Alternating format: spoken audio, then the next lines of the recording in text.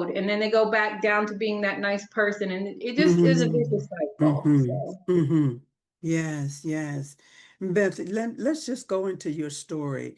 When you were so detailed in outlining your journey in your book. Um, Mhm. First of all, tell us what motivated you to have the courage, you were very transparent in your book, and you talked about the things that you had to endure, the things that you went through. What made you put it all down on paper or to put it in a book so others can read it as well? The Lord had led me to do it, and it took a long time because I had to go through a lot of purging so that I could heal in order to write it. There were a lot of tears, but I'm a writer to begin with, and it was a way for me to communicate because I didn't communicate a lot. Mhm. But that was one way I communicated, and the Lord had spoken to me and said, not only is this book going to heal you and your son, but it's going to heal millions of Yeah. others. And Mhm. so that's why I wrote the book. And once I started, getting it all out, I started to heal more. God had brought me through a process of healing. I've gone through lots of therapy, and lots of inner healing to deal with it. And the book was the icing on the cake for me. And also to let others know that you're not alone out there. It's a way of communication so other people can open up and share their story so God can heal them. God can deliver them from their pain so they don't have to be silent anymore, because people stay stuck in the silence because they're too ashamed or too afraid to open up about it. And it takes courage. And so the reason why I wrote the book was definitely because of God, but because I wanted people, like I said, to heal, to be set free, to overcome, what they've gone through, that they don't have to be alone in this. Hmm. Hmm. So, Beth, one of the conversations that you and I had, you said something that was very, very profound. You said that during this whole journey, this whole, mhm, uh, you know, that you had gone through, that you didn't know who you were anymore. right, Total loss of identity. Tell us right. your story, Beth. Let's just start from where you want to, and just tell us your story. Since we're touching on domestic violence, my marriage, I was married to him for like almost 10 years. We were together about 11. And we had a son involved, and he was young. And in January of 96, I went through a lot. January of 96, our church back home always consecrated and prayed. And I prayed for 2 weeks, the same prayer, God, make a miracle out of me before the end of that year, because it just kept getting worse and worse. And then one of my friends that I went to church with invited me to her house, and she gave me Malachi chapter 2, verses 13 through 17. And that broke the religious spirit off of me, because in my heart and my mind, I thought the only reason anyone could get a divorce was because of infidelity, because of adultery, never abuse. I don't know why I thought that, but that's where my mind and my heart was. And then there were things that did progress. And then the last thing, when it comes into the honeymoon phase that I was sharing before, and the crisis and the tension building, this is the ultimate thing that got me here. Was he would always threaten suicide. So we ended up in the hospital this last time, and we waited and waited. And when I went back to his room, he was grinning, because that there let me know that he told some form of lie, because he liked to do that. And the nurse looked at me funky. The doctor yelled at me. And then one of our ministers came back there asking me how I felt. And I said, I'm angry because I'm tired of this. So eventually we got to go home. When I got home, he went to the store. My ex-husband went to the store because he was hungry. I wasn't. I threw my ring off and said, I'm done. And then the next day we went and got our son, went to the park, and then he turns and looks at me and said, this is how I want our family to be. In my stomach, I just got a knot in it. I said, this is over. And so the next thing I did, I spent 3 weeks trying to find help to get my son and I back, because we were 1,300 miles away. And so I was able to get a hold of the coalition, and I went and saw an attorney. They gave me my rights. They told me that If I took my son and left, I would be charged with federal kidnapping charges. And I cried because I said, we are not from here. And anytime, this is what I want people to know. Anytime that you live in a new state, after 6 months, it becomes the home state of that child. So regardless of what they said, they gave me a card.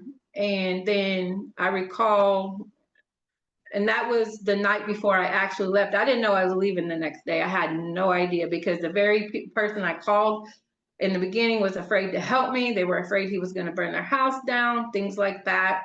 So I went to work that night and I called like I normally do to check on things. And he was just going off on me. My mother says this and that. And so I hung it up, went out on the porch and prayed. And God said, I need you to trust me.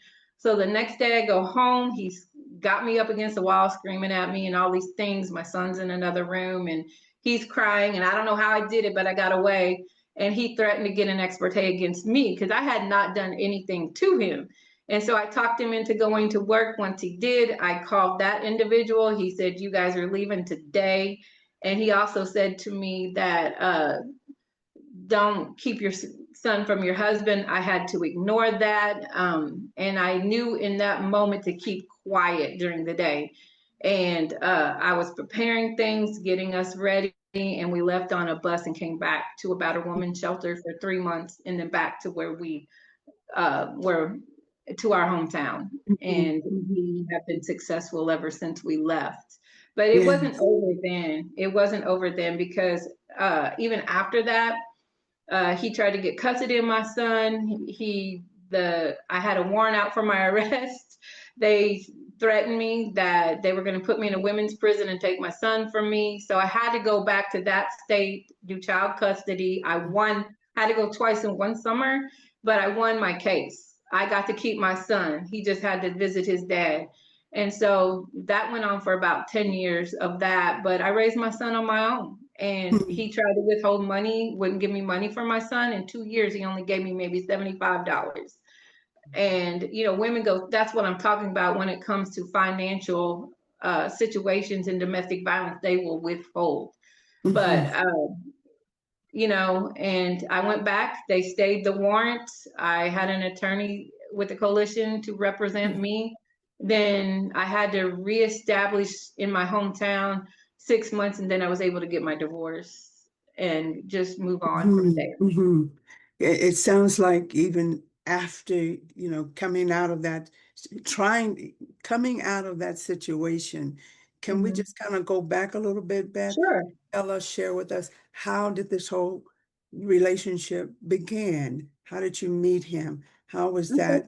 How did he pull you in and, in ways that you never thought that would happen, things that happened to you? Sure. Can you just kind of tell us at the beginning how it started? Well, I started working at this one job. He was there. I never liked him, to be honest, but I'm just being real. But then he asked me out. I said, I don't know. I have to think about this. So I ended up doing that. He took me to a Chinese restaurant. I thought, okay, this was nice. But as time progressed, he would get jealous. And also you couldn't joke with him. They would tease him at work. He'd take these big industrial size, what they're called, I forget, mixer bowls, and he would kick them across. I mean, these were industrial sized. And like one of my friends, he was just joking. My boss left me in charge that night. We were short staffed and he was supposed to clear off the tables. And anyway, my friend, we went to church with this guy, matter of fact, and he just asked him, is she your queen bee? And it was just a joke. So, and the guy and I were laughing, but he put his hands on him. He choked him, turned him a shade of red, and I couldn't get him to stop. And, and there were other things. I mean, anything would make him mad. The car wouldn't start, so he punched the window, or any place we lived, he punched holes in the walls. He's even, I asked him to put an entertainment center together one night, and he aimed a screwdriver at my head. And my son was sitting on my lap and ran and hid in the closet. And when he felt secure enough, he came out, sat on my lap, and then my husband came and smacked me. And he's even threatened me, if you don't go to therapy with me, I'm going to tell him you chased me around the house with a knife. I mean, we endured a lot. and you couldn't even talk to him. One morning I was trying to talk to him before he went to work, and he threw a bowl of cereal and hit me upside the head, and it bounced off, hit the wall. I mean, just situations like that. Mhm. And in cars, he would speed down the road, slam on the brakes. I'd hit the dashboard. I mean, just different things. Yes, yes, yes, yes. Yeah. When you were dealing, your son, and what age was your son? He was 6 when we got out of it because, Okay. yeah, it's a 70. If you don't get your children out by that time, I believe it's 75% chance of them turning into that. And my son, he's nothing like that. He is Mhm, such a good husband and father. mhm. And, I was so grateful to get him out. I kept him in church. His godmother is one of the ministers at home. And, she'll talk to him. She would talk to him and things like that. If I needed help, or I get my best friend's husband, he had people that I could incorporate Yes, to help yes, him out. yes. Or my adopted dad, he would talk to him as well. Yeah, yeah. So as you were going through the whole situation, Beth, Mhm. what kind of outer support did you have? External support, people that were in your circle that gave you encouragement or just gave you the courage to begin to process of getting yourself out of that whole situation.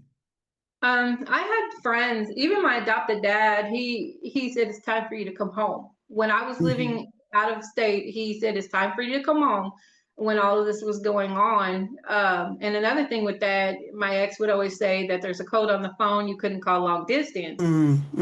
Excuse me. But when I came home, I was able to talk to my dad. He said it's time for you to come home. So that's backtracking, but that is also what helped me get out. And then my friends, they would check on me and make sure I was okay. And when I did leave, he was calling my friends. He was Hmm. calling my friends, leave, and they wouldn't pick up the phone, but they were listening, like to the phone messages. They were happy I got out. And then when I was at the battered woman shelter, the therapist there said, if you didn't get out within the week, you wouldn't be with us. Hmm. How did that happen? How were you able to get to the battered women's shelter? How did that take Um, place? Someone came and picked us up and took us to the Hmm. bus station. So we took the bus, and then I met my adopted mom and she took us there. Hmm. So Hmm. that's how we got there. And really, Okay. all of it was the Lord. He devised that plan. And, not everybody has those opportunities.